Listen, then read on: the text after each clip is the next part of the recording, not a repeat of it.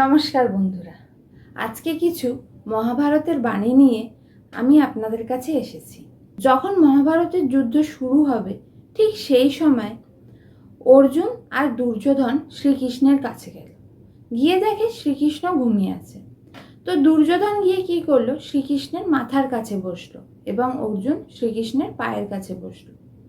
শ্রীকৃষ্ণ যখন ঘুম ভাঙল, ঘুম ভেঙে শ্রীকৃষ্ণ প্রথমে অর্জুনকে দেখল।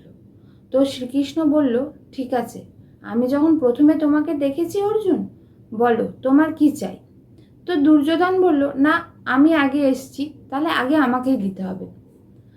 তো শ্রীকৃষ্ণ দুর্যোধনকে বলল, তুমি আগে এলেও আমি যখন প্রথম চোখ খুলেছি তখন অর্জুনকেই দেখেছি এবং অর্জুন তোমার থেকে বয়সেও ছোট, তাই জন্য চাওয়ার অধিকার অর্জুনেরই প্রথম আছে।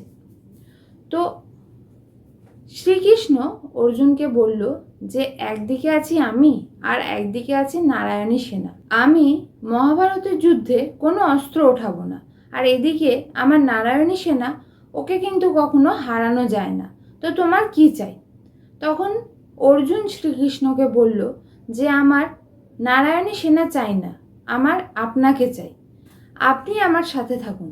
তখন দুর্যোধন মনে মনে খুশি হলো যে একজন অস্ত্র ওঠাবে না এরকম মানুষ কি করবে। ঠিক আছে বাবা, নারায়ণী সেনাটা তো আমার হয়ে গেল। ও অর্জুন শ্রীকৃষ্ণকে নিয়ে কি করবে কে জানে। তখন শ্রীকৃষ্ণ অর্জুনকে জিজ্ঞেস করলো যে নারায়ণী সেনা ছেড়ে তুমি আমাকে পছন্দ করলে কেন, আমি তো অস্ত্র ওঠাবো না। তখন অর্জুন বলল যে আমার তোমার ওপর এতটা বিশ্বাস আছে যে 1000 নারায়ণী সেনা থাকলেও আমি তোমাকেই নিতাম। সেরকমই বিশ্বাস আমাদেরও আমাদের পরমাত্মার ওপর রাখা উচিত যে যাই হয়ে যাক, যতই মুশকিল আসুক না কেন, আমাদের পরমাত্মা, আমাদের ভগবান ঠিক সেটাকে ঠিক করে দেবে। যেরকম বিশ্বাস অর্জুনের ছিল শ্রীকৃষ্ণের উপরে।